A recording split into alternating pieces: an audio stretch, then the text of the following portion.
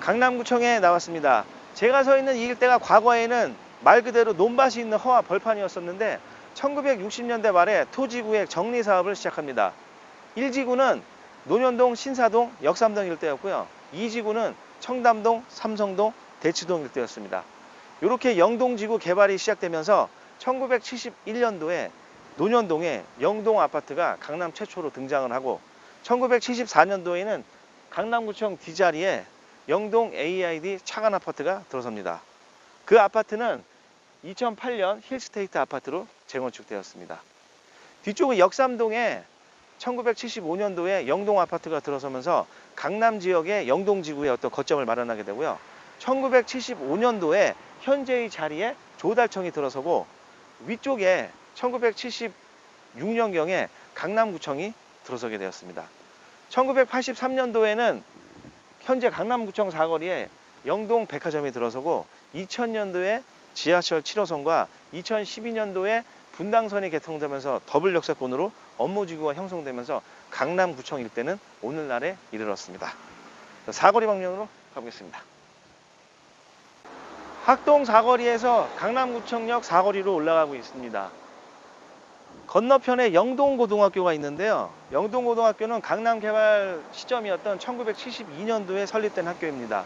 도곡동편에서 말씀드렸던 개성상인들은 강남 일대에 조합을 설립해서 수많은 토지를 소유하고 있었는데 그 중에서 김형목 이사장이라는 분이 이곳부터 압구정동 현대백화점 그 일대까지 토지를 소유하고 있었어요. 처음에는 대학교를 설립하려고 했는데 정부에서 허가를 내주지 않는 관계로 고등학교로 설립하였습니다. 지금도 강남 한복판에 있는 굉장히 큰 부지의 학교가 있습니다. 영동이란 말이 영등포의 동쪽이란 말이잖아요. 그때 당시에는 이쪽은 경기도였고 영등포는 아주 큰 번화가의 상권이었습니다. 그래서 영동이란 말이 있는데 영동고등학교, 영동지구가 있고 조금 이따 갈 영동백화점도 그런 맥락에서 단어가 나온 겁니다. 건너편에 보람튜브에서 작년에 매입한 건물이 있습니다. 대지면적 78평으로 되어 있고요. 평당 1억 2,100 정도에 매입을 했는데 매입가는 95억이었습니다. 건물을 보통 이제 구입하려고 했을 때 보면 큰 틀에서 두 가지를 먼저 설정을 하셔야 되는데 첫 번째는 수익률 위주로 볼 것이냐 아니면 시세 차익 목적으로 볼 것이냐는 걸 결정을 분명히 하셔야지 건물을 볼 때 혼란이 없는데요. 수익률을 목적으로 하실 분들은 소득이 적거나 건물을 갖고 있는 살 매입 금액이 적은 금액이 적당하시고 시세 차익을 위주로 사실 분들은 소득이 많거나 그리고 소득에 대한 세율이 높게 형성된 분들이 시세 차익을 하기에 맞습니다. 예. 그러면 저 보람튜브가 매입한 건물은 어떤 용도가 맞을까요? 예. 현재 보면 이 일대의 건물 시세는 평당 1억 초반에서 1억 2천, 그러니까 시세에 산 건 맞아요. 근데 여기를 딱 보면 행정구역상 건너편이 청담동인데 청담동 끝자락이에요. 뒤쪽에 학교와 주택가로 막혀 있어서 상권의 확장은 어려운 것이고 이쪽도 마찬가지입니다. 언덕으로 돼 있어서 이쪽은 제가 서 있는 곳은 논현동 일대인데 이 라인이 선릉로에서 이렇게 양쪽으로 가는 쪽은 좋긴 한데 상권 확장성에는 한계가 있기 때문에 대로변에 공실이 많아요. 그런 것들도 여러분들이 잘 한번 보시기 바랍니다. 위쪽으로 가보겠습니다. 1970년대 초에 영동 아파트와 영동 고등학교가 설립이 되고 이 일대에 이제 도로들이 이렇게 만들어져요. 그러면서 안쪽에 주택가들이 생깁니다. 단독주택 위주로 이렇게 크게 생겼고 그렇게 이제 조성이 되면서 1983년도에는 이 앞에 영동백화점이 생깁니다.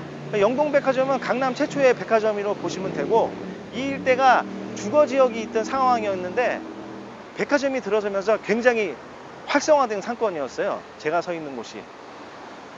근데 그 이후에 압구정 현대백화점이나 갤러리 백화점을 비롯해서 수많은 백화점이 생기면서 쇠퇴를 하고 1993년경에 폐업을 했습니다. 그리고 95년경인가 나삼백화점이 인수를 해서 운영을 하다가 했는데 저 장사가 잘 안 됐어요. 그리고 이쪽에 그 7호선 공사를 하는 과정에서 그 건물의 균열도 가고 그래서 운영을 못했습니다. 그 이후에 거의 그 한 10년 동안 흉물로 이렇게 방치되어 있다가 2007년경에 미국계 그 투자회사에서 인수를 한 후에 지금 강남타워로 이렇게 업무지구 건물이 들어섰습니다. 2011년경인가 그때 아마 이 건물이 들어서면서 이 일대가 우리 업무지구로 또 상권이 이렇게 좀 형성이 됐습니다. 이쪽으로 쭉 가면은 학동역 방향으로 해서 논현역으로 가는 쪽이에요. 이 양쪽에 보면 건물 시세는 보통 1억 중반에서 2억 초반으로 되어 있습니다. 최근 몇 년 사이에도 손바뀜이 좀 있으면서 그 재건축된 건물들도 있고 현재 또 재건축을 하려고 철거한 건물들도 있습니다. 요 뒤쪽으로 가면 이제 이면의 상권이 시작되는데 이쪽이 3번 출구고 저쪽이 2번 출구예요. 요 두 쪽에 상권이 되어 있고 대각선 쪽은 강남구청 저쪽은 아파트 단지이기 때문에 상권이 없다고 보시면 되고 이쪽은 또 그 초입만 있습니다. 저희는 3번 출구 뒤쪽으로 해서 들어가 보겠습니다. 안쪽으로 들어가 보겠습니다. 이 강남이 개발 당시를 보면은 그 바둑판 모양으로 도로를 많이 만들었잖아요. 그래서 가장 큰 도로가 강남대로, 도산대로, 영동대로, 테헤란로가 있고 그 이제 안쪽에는 지금 보셨던 학동로, 뭐 선릉로 이렇게 있어요. 거기서 이제 딱 들어왔을 때 지금 이 도로 같은 경우는 이제 8m 도로죠. 8m로 와서 요 8m로 가고 저 안쪽에는 6m 도로고 그 안쪽으로 가면 이제 4m 도로가 있어요. 이렇게 도로들이 되어 있는데 당시로 보면 이 일대가 논밭이었지만 과수원들이 또 많은 지역이었습니다. 그래서 보면 언덕으로 이렇게 되어 있어요. 그 언덕으로 되어 있는 상태에서 바깥쪽에 넓은 도로와는 다르게 안쪽에 들어오면서 도로를 작게 만들고 또 주택가 쪽은 더 작잖아요. 그 안쪽에는 빽빽하게 되어 있어요. 그래서 2면까지는 이렇게 도로가 넓은데 3면, 4면 들어가면 도로가 굉장히 좁은 주택가로 되어 있습니다. 그걸 거슬러 올라가 보면 70년대 토지구역 정리사업 당시에 처음에 이 안쪽에 단독주택 위주로 크게 들어왔어요. 그래서 보면 마당 있는 주택들이 많았습니다. 그것이 이제 시간이 지나면서 노후화되면서 80년대, 90년대에는 다세대 다가구 주택으로 바뀌고 그 이후에는 이제 오피스 건물들로 이제 하나 둘씩 바뀌는 형태로 가고 있긴 한데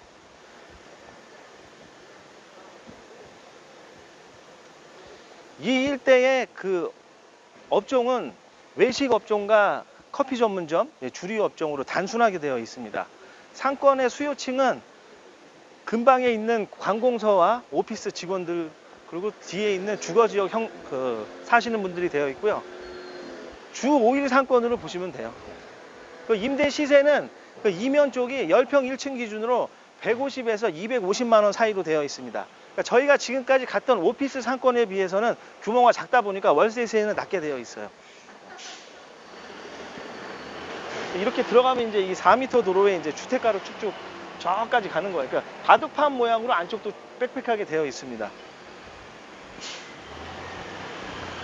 그러니까 3면, 4면 들어가면은 이런 근린 생활 시설이나 이렇게 장사하는 가게들이 별로 없고 이쪽으로 이렇게 되어 있어요.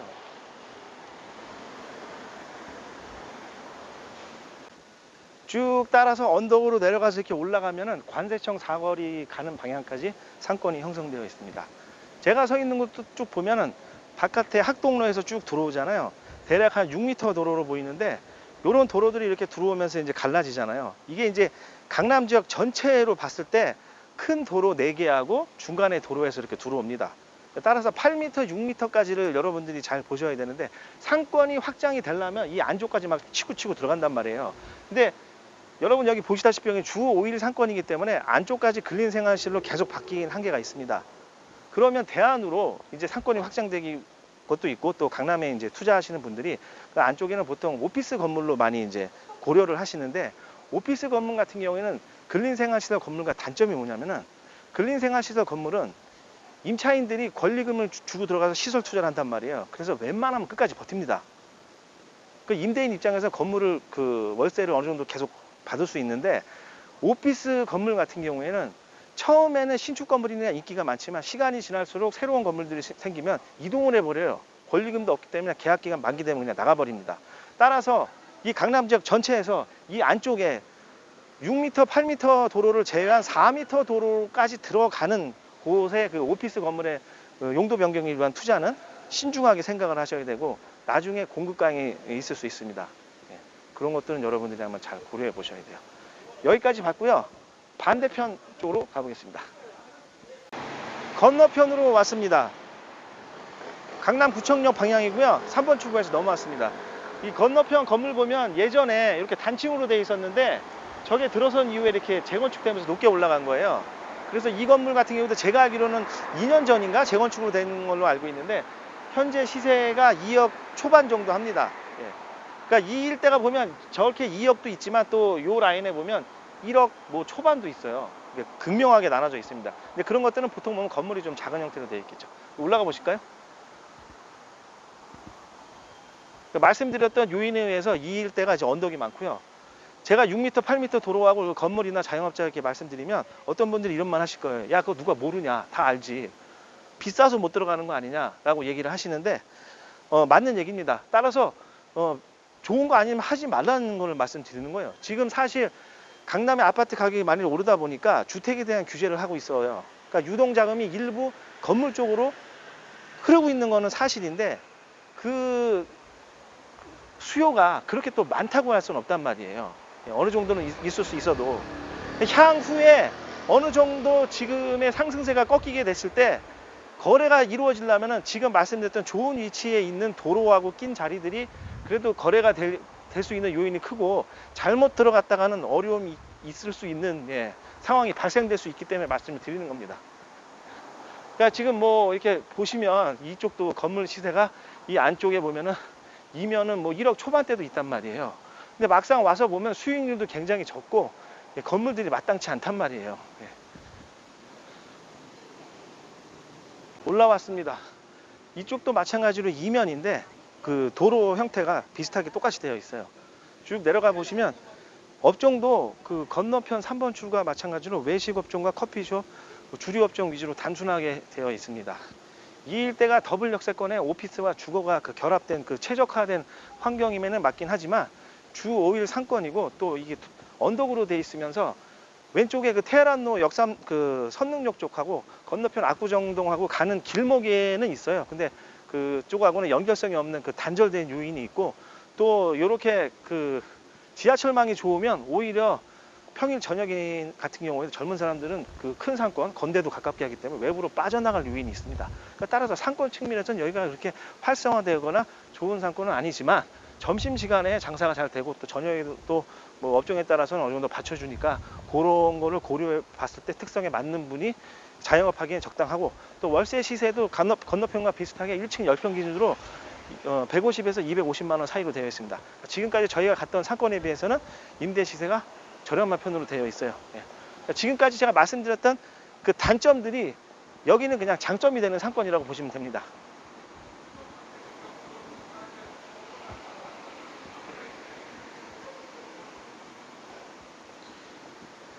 이쪽도 보면 마찬가지로 도로가 4m로 이렇게 쭉쭉쭉 들어가잖아요. 근데 4m로 들어가지만 4m 중에서도 이왕이면 양쪽에 갈라지는 코너 자리 만약에 하실 거면 자영업이나 건물 투자는 그런 자리를 분명히 보셔야 됩니다. 저 아래쪽으로 가보실까요? 1976년도에 원래 생겼던 강남구청역 앞으로 왔습니다. 현재는 강남구 보건소로 활용이 되고 있어요.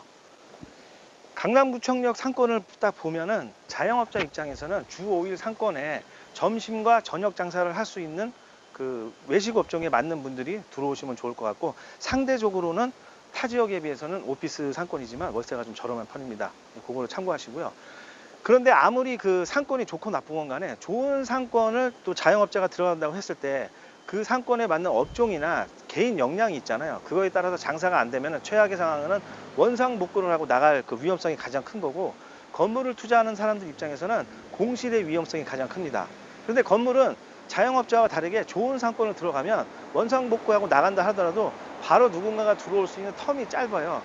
따라서 그런 상권들과 입지 그리고 위치를 잘 보시면은 크게 손해볼 것은 없는데 이 강남 지역은 상권의 어떤 규모나 수익률에 비해서는 그 건물 시대가 비쌉니다. 그런데 이 비싼 게 수요가 계속 있으면서는 계속 올라가겠지만 어느 정도 한계선이 있는 게 자영업자의 임대료에 한계선이 있단 말이에요. 그걸 계속 올려서 간다고 하면은 수익률이 나중에는 1%도 안 나올 수 있는 경우가 생길 거 아니에요. 따라서 그렇게는 갈 수 없고 그 수요 공급에 의해서 가긴 가는데 현재는 그 건물 수요가 많긴 많지만 향후에 어느 정도 진정이 되거나 정상 궤도로 왔을 때 보면 그래도 상권의 위치와 입지, 도로 여건들이 굉장히 중요합니다. 그래서 그것들을 잘 보셔야 되고 예산이 적으면은 아예 강남 지역에 돌아보시면 안 되고 서울 중심에 있는 중심상권 자리를 들어가시는 게 오히려 더 안전할 수 있다는 것을 여러분들이 분명히 확인하셔야 되고 강남이라고 다 강남이 아니라는 걸 분명히 아셔야 됩니다. 617 부동산 대책을 보면 청담동, 삼성동, 대치동, 잠실동 일대에 토지거래 허가구역으로 묶었습니다. 따라서 5평 이상의 토지를 거래하실 때는 허가를 받아야 돼요. 그것이 2020년 6월 23일부터 1년 동안 한시적으로 생겼는데 최대 5년까지 연장이 가능하다고 합니다. 향후에는 논현동, 신사동, 역삼동 일대까지 검토를 할 예정으로 하기 때문에 여러 가지를 고려해 보신 다음에 안전한 상황에서 하시는 게 좋을 듯 합니다. 예, 오늘은 강남구청령 사건을 봤습니다. 다음 편에 뵙겠습니다. 감사합니다.